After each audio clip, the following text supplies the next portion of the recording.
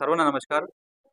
आज इथे आपण श्री तुळजाभवानी मंदिर कार्यालय येथे शारदीय नवरात्र महोत्सव 2025 याच्या पूर्वतयारी आढावा बैठक सर्व विभागाचे अधिकारी याच्यामध्ये मंदिर प्रशासनचे सर्व विश्वस्त आमचे SDO, अपर जिल्हाधिकारी, तहसीलदार दोन्ही तसेच सर्व पुजारी मंडळाचे अध्यक्ष, विविध विभागाचे कार्यालय प्रमुख, पोलीस प्रशासन, नगरपालिका प्रशासन, आरोग्य विभाग सर्वांची उपस्थितीत आपण आढावा बैठक आज इथे घेतली आहे. आणि या आढावा बैठकीमध्ये आपण मागच्या वेळेला जे काही सूचना दिलं होतो पूर्वतयारी अनुषंगाने त्याचे आपण आज इथे त्याच्या फॉलोअप आपण घेतले. त्याच्यामध्ये विविध विभागामार्फत त्यांच्याकडून जे करण्यात आलेली तयारी आहे त्यांनी सविस्तर आढावा दिलेली आहे. नगरपालिका प्रशासन मार्फत जे विविध पोलीस मदत केंद्र, बॅरिकेडिंग, वॉच टॉवर, तसेच आरोग्य विभागांसाठी जे सुविधा द्यायची आहे, विश्रांतीगृह आहे, स्वच्छता आहे आणि CCTV कॅमेरा आहे आणि रस्त्याची जे डागडुजी आहे, अग्निशमन वाहन, हे सर्व गोष्टीची त्यांनी तयारी करून आता अंतिम टप्प्यामध्ये त्यांची तयारी आहे. तसेच पोलीस प्रशासनामार्फत त्यांच्याकडे उपलब्ध असलेले मनुष्यबळ, त्यांना जे विविध सुविधा आणि बाकी त्यांचे कर्तव्य आहे त्याच्याबद्दल त्यांनी सविस्तर मार्गदर्शन त्यांनी केलेले आहे. त्याच्यानंतर जे PWD विभागाकडून वेगवेगळ्या ठिकाणी तुळजापूर शहराला येणारे 6 वेगवेगळ्या रोड, रस्ता आणि त्याच्यावर विविध सायनेज बोर्ड्स आहे, फलक आहे, त्या तिन्ही भाषामध्ये ते लावणार आहेत. त्याच्यानंतर आरोग्य विभागाकडून ते सुविधा आहे. तब्बल 200 कर्मचारी, आरोग्य कर्मचारी या नवरात्र महोत्सवामध्ये कार्यरत असणार आहे. त्याच्यामध्ये 100 कर्मचारी फुल टाईम रेसिडेन्शियल इथे असणार आहे आणि डॉक्टर्स, नर्सेस, ॲम्ब्युलन्सेस आपण सगळे इथे तैनात केलेली आहे. तसले आपला घाट जे पोषण आहे, विविध जंक्शन्स आहे, तिथे लाईटची व्यवस्था जे करायची आहे त्यांनी ते केलेली आहे. आणि आपलं मंदिर प्रशासनामार्फत सर्व इथे भाविकांना जे सुविधा द्यायची आहे, स्वच्छता आहे, नंतर अतिरिक्त कर्मचाऱ्यांची नियुक्ती आहे, सिक्युरिटी कर्मचारी असो, स्वच्छता कर्मचारी असो, त्याची पण आपण दक्षता घेतलेली आहे. आणि सर्वांना माहिती आहे शारदीय नवरात्रोत्सव म्हणजे सांगायचे असेल तो 22 पासून सुरू होते, बट 14 तारखेपासून देवीजींची मंचिका निद्रा विधी ते पार पडणार आहे. तेव्हापासून नवरात्रोत्सव सुरू होणार आहे. नंतर 22 तारखेला घटस्थापना असणार आहे. नंतर 23, 24, 25 या 3 दिवशी देवीजींची नित्योपचार पूजा रात्रीच्या बिना असणार आहे. 26 तारखेला ललित पंचमीची कार्यक्रम असणार आहे. रथालंकार महापूजा रात्रीच्या बिना असणार आहे. 27 तारीखला देवीजींची नित्योपचार पूजा तसेच मुरली अलंकार महापूजा. 28 तारीखला शेषशाही अलंकार महापूजा. 29 तारीखला भवानी तलवार अलंकार महापूजा. 30 तारीखला दुर्गाष्टमी महिषासुरमर्दिनी अलंकार महापूजा. 1 तारखेला महानवमी आणि नंतर पालखीची जी मिरवणूक असणार आहे. 2 तारीखला विजयदशमी म्हणजे दसराची साजरा होणार आहे आणि 6 तारीखला कोजागिरी पौर्णिमा आणि 7 तारीखला मंदिर पौर्णिमा. या दिवशी सोलापूरचे काटेसा चविना याचे कार्यक्रम असणार आहे आणि शेवटी 8 तारीख ऑक्टोबर या दिवशी आपला काटेसा चविना आणि नित्योपचार कार्यक्रम असणार आहे. मंदिर प्रशासनामार्फत आपण इश्यू केलेली आहे. सगळ्यांना आपण ही पत्रिका उपलब्ध करून देतो आणि आपण सर्व विभागाला सूचना दिलेली आहे की त्यांनी त्यांच्या सर्व टीमसोबत क्षेत्रभेटी पण त्यांनी केली पाहिजे आणि त्याच्या वेळोवेळी आढावा आहे, अहवाल आहेत, त्यांनी आपला या व्हॉट्सअप ग्रुपमध्ये शेअर केली पाहिजे. आणि विशेषतः यावेळेला आपण स्वच्छता विषयी पण आपण काम केलेली आहे. नगरपालिका प्रशासनाने ऑलरेडी जे सिंगल यूज प्लास्टिक आहे त्याच्यावर दंडात्मक कार्य त्यांनी सुरू केलेली आहे.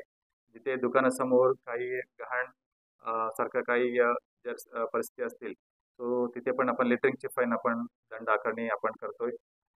या व्यतिरिक्त जेवढं शक्य तेवढं आपण पर्यावरणपूरक नवरात्रोत्सव साजरे केले पाहिजे. त्यासाठी प्लास्टिकची वर बंदी, आपण कापड पिशवी वापर यासाठी आपण दक्षता घेतोय आणि यामार्फत सर्व भाविकांना आपण आवाहन करू इच्छितो की आपण येताना कमीत कमी प्लास्टिक आपण वापरा आणि स्थानिक प्रशासन, पोलीस प्रशासन, मंदिर प्रशासन यांना आपण सहकार्य करा.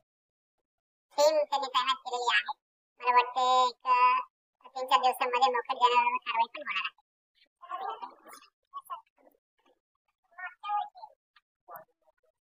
हो.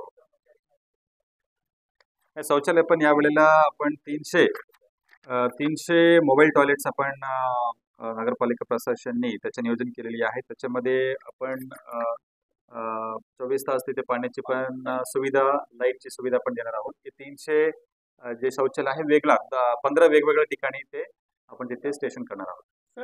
सगळं असतात गोष्टी हो. ठेकेदार काय करतो, हे काय करतो, नाही, येस, नाही, चांगल्या सूचना आहे. आपण यावेळेला काय केले, आता येणारे भाविकांची गर्दी आणि लोड बघता आपण आमच्या नगरपालिकेचे मुख्य अधिकारी त्यांच्याबरोबरच आपण 5 अतिरिक्त मुख्य अधिकाऱ्यांना आपण तिथे डेप्यूट करतो.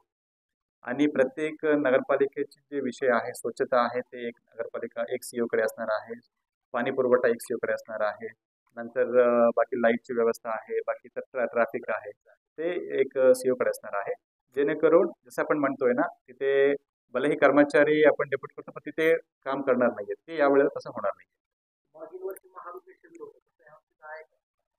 आरोग्य आपण मोठ्या प्रमाणात इथे आरोग्य कर्मचाऱ्यांची पण आपण इथे डेप्युटेशन करतो. हो हो हो, यावेळेला पण आपण करू नये. यावेळेला पण आपण सर्व आमच्या येणाऱ्या भाविकांना जे नॉन कम्युनिकल डिसीज जी आहे, म्हणजे चाचणी आहे, त्याचा डायबिटीस चाचणी आहे, बीपीची चाचणी आपण यावर्षी पण आपण करणार आहोत. आपण इथे 4 मंदिरामध्ये 4 बूथ आपण आरोग्याचे बूथ आपण सेटअप करतो. त्याच्यामध्ये प्रत्येक बूथमध्ये 4 कर्मचारी असणार आहे. त्या व्यतिरिक्त आयसीयू बेड्स आहे, आमच्याकडे आयसीयू बेड्स आहे. तुळजापूर एसडीएच उपजिल्हा रुग्णालयामध्ये पण 6 आयसीयू बेड्स आहे. याबरोबरच आपण आरोग्य शिबिर पण आपण घेणार आहोत. पोलीस, आरोग्य कर्मचारी हे सर्व नोंदणी असणार आहे आणि त्याची भोजनाची व्यवस्था नगरपालिकेकडे करावं. हो, पालकमंत्र्यांनी काय यावेळेला हा पोलीस कर्मचारी ऑलमोस्ट 2000 पोलीस कर्मचारी इथे कार्यरत असणारच आहे. आणि नंतर आरोग्य कर्मचारी 200 इथे असणारच आहे. आणि आमच्या मंदिराचे एक 700 कर्मचारी आपण तैनात करतो. आणि या सर्वांसाठी जेवण आणि सर्व चाय पाण्याची व्यवस्था आपण केलेली आहे.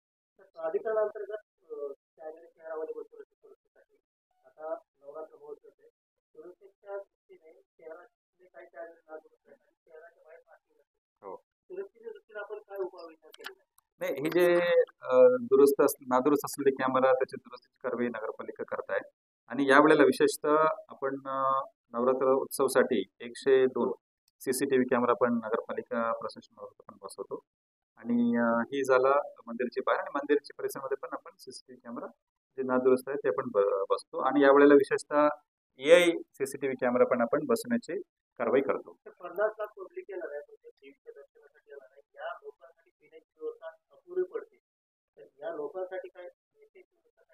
त्याच्यामध्ये मला वाटते आपण ठिकठिकाणी पाणपोईची व्यवस्था आपण नाही आपण वाढवतो यावेळेला. चांगला सांगा. दुसरा विषय असा आहे,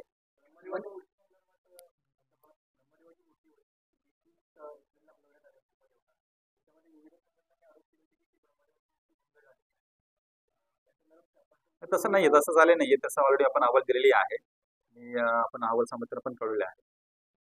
आजपासून कारवाई पण सुरू झालेली आहे. त्याच्यामध्ये धर्मदर्शन, मुखदर्शन, अभिषेक आणि पेड दर्शन असं वेगवेगळं 4 कॅटेगरीची दर्शनची रांगे असणार आहे. आणि याच्यामध्ये आपण यावेळेला पण भाविकांना आनंददायी सुकर दर्शनची व्यवस्था आपण उपलब्ध करून देतो.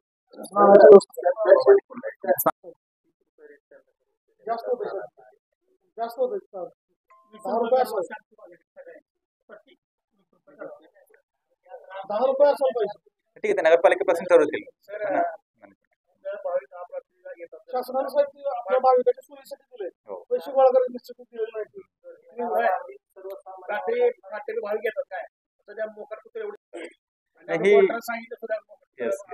ही समस्या आम्हाला जाणवता स्वतः आम्ही मुख्य अधिकाऱ्यांना सूचना केलेली आहे की आपण मोकट कुत्रा आहे, मोकट डुक्कर आहे, याच्यावर तातडीने कारवाई झालीच पाहिजे. यांना पकडून आपण नियमानुसार विल्हेवाट केली पाहिजे. ते मला वाटते आपल्या मंदिर प्रशासनामार्फत तहसीलमार्फत त्याच्या वेळोवेळी चाचणी होत आहे. आपण यापुढे पण आपण इन्स्पेक्शन केली पाहिजे.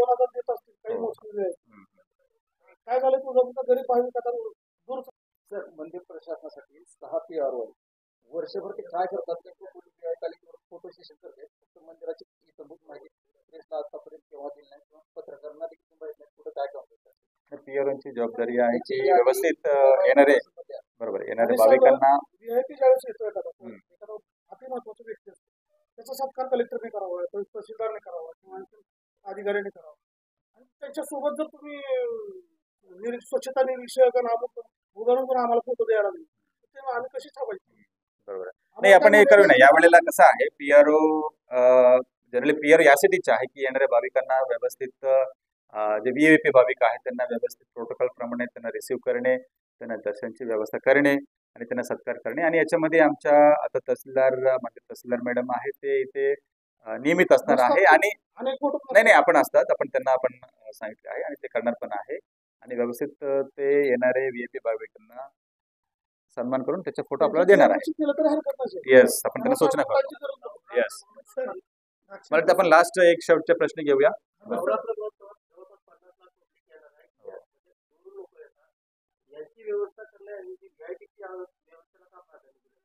नाही असं नाहीये म्हणजे आता सहज आहे की जर एवढा 50 लाख भाविक जर आला त्याच्या 0.01% जर तुम्ही व्हीआयपी भाविक करला ते सहजपणे आहे आणि याच्यामध्ये नवरात्रामध्ये आपण असं थांबू शकत नाही व्हीआयपी भाविकाला. आणि आमच्या मंदिरपासून पण कर्तव्य आहे की येणाऱ्या सर्व भाविकांना व्यवस्थित पद्धतीने त्यांना दर्शन चढवून दिले पाहिजे. सर्वात मोठा कर्नाटकचा आहे चालत येणार त्यांच्यासाठी आपल्याकडे काय प्लॅनिंग आहे चालत येणाऱ्या भाविकाचा बस स्टँडचा प्रॉब्लेम असतो दरवर्षी कर्नाटकच्या बसला आम्हाला जागा दिली जात नाही.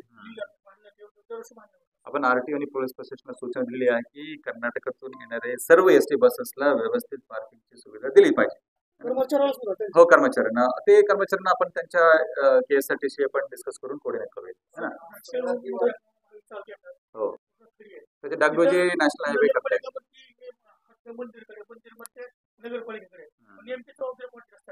आपण एक्झॅक्ट डागडोजी नगरपालिका त्यांनी सुरू केलेली आहे.